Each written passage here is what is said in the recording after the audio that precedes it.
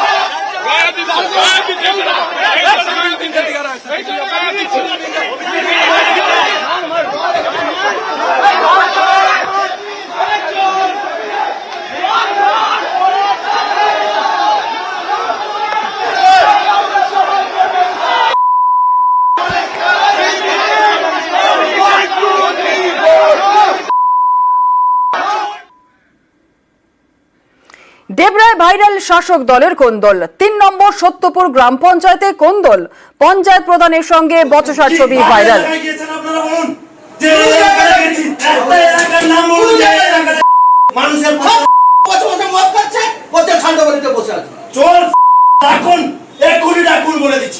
অঞ্চলে আসতে বলুন, ও প্রত্যেকবারে ভয়ে পালিয়ে চন্দন বেলা আমাকে ভয় পায়।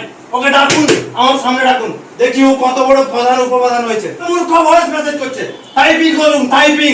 প্রধান উপপ্রধানদের এটাই মান্যতা বুঝে যায়। উপপ্রধানের থেকে আমার অনেক বেশি যোগ্যতা আছে, যেটা আমার ক্যালি আছে ওর নেই। হতে পারে উপপ্রধান, আমি আমার পয়সা খরচা করে আমি দাঁড়িয়েছি। আমাকে দেয়নি, কোনো পার্টি দিয়ে দেয়নি, কারো কথা আমি শুনবনি। ভিডিও ধমকানি আপনি কেন আমাকে দেখেছিলেন কালকে? আপনি কিসের জন্য আছেন? না চুপচাপ বসতে এসেছি আমি। আপনি কি দায়িত্বে আছেন? আমার কাজ করবেন কিনা? দেবরায় ভাইরাল শাসক দলের কোন্দল। 3 নম্বর সত্যপুর গ্রাম পঞ্চায়েতে কোন্দল, পঞ্চায়েতের প্রধানের সঙ্গে বচসার ছবি ভাইরাল। দেখালাম সেই ছবি, একটু জেনে নেব ঠিক কি নিয়ে বচসা, কি হয়েছিল। দিগ্বিজয় রয়েছে। দিগ্বিজয়, পঞ্চায়েত প্রধানের সঙ্গে যে বচসার ছবি ভাইরাল হয়েছে, ঠিক কি ঘটেছিল এবং অবশ্যই জানতে চাইবো জেলা তৃণমূল নেতৃত্ব কি বলছে। দেখো বন্ধুরা, ইতিমধ্যেই এই নিয়ে কিন্তু এই পঞ্চায়েত সদস্যের সঙ্গে অর্থাৎ রামচন্দ্রপুর গ্রাম পঞ্চায়েতের যিনি পঞ্চায়েত সদস্য মিন্নত আলী খাঁয়ের যে বক্তব্য বা যে ভিডিও ভাইরাল হয়েছে সেই নিয়ে কিন্তু দলীয় নেতৃত্ব এবং প্রধান উপপ্রধানের কাছে ইতিমধ্যেই ক্ষমা চেয়ে নিয়েছে। দেবরায় যখন বন্যা পরিস্থিতি তৈরি হয় সেই সময় রামচন্দ্রপুর এলাকার যে পঞ্চায়েত সদস্য রয়েছে মিন্নত আলম খাঁ, সেই এলাকায় প্রচুর নদী বাঁধে হানা পড়েছে।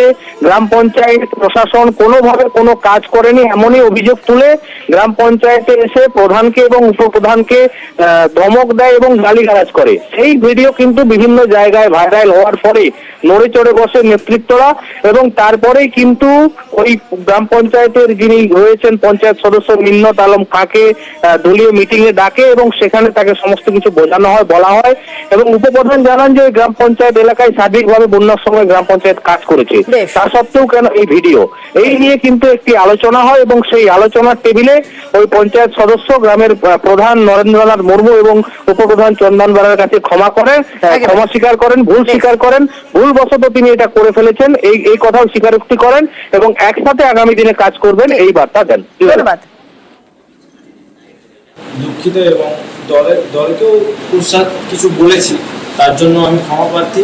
আগামী দিনে এরকম ধরনের আচরণ, এরকম ধরনের বিহেভিয়ার করবো না কোনোদিনও, সেই অঙ্গীকার করেছি। আমার এলাকায় সবাইকে নিয়েই কাজ করব, এটাকে নিয়ে আমি অনেকটাই দুঃখিত প্রকাশ করছি। ভবিষ্যতে এরকমটা কোনোদিন করবো না। এই ঘটনায় লজ্জিত, অনেকটাই খারাপ বিহেভিয়ার করে ফেলেছি, সেটা নিজের ভুল বুঝতে পেরে আমি দলের কাছে ক্ষমা চেয়ে নিয়েছি এবং আমাদের প্রধান সাহেবের কাছেও ক্ষমা চেয়ে নিয়েছি। উনি তার ভুল বুঝতে পেরেছেন এবং সবার কাছে উনি ক্ষমা প্রার্থী হয়েছেন। এই জন্যই আজকে মিটিং ডাকা হয়েছিল এবং আরেকজন যে পঞ্চায়েত আছেন নজরুল বেগ, উনি এখন বাইরে আছেন। উনি আসার পরে আমাদের দলীয়ভাবে আবার তাকে ডেকে নিয়ে বসা হয়। হ্যাঁ, দলীয়ভাবে সিদ্ধান্ত হয়েছে যে ওনার যে বুথের যে কাজকর্ম, উনি এখন খুব লজ্জিত, বলছে যাকে উনি করাবেন এখন। তো তারপরে উনি স্বাভাবিক অবস্থায় হলে উনি খুব ক্ষমা প্রার্থী এবং উনি তারপর থেকে করবেন, উন্নয়নের কোনো ব্যাঘাত ঘটবে না, উনি কথা দিচ্ছেন। সাসপেন্ডের ব্যাপারে সেরকম কোনো কিছু আলোচনা হয়নি।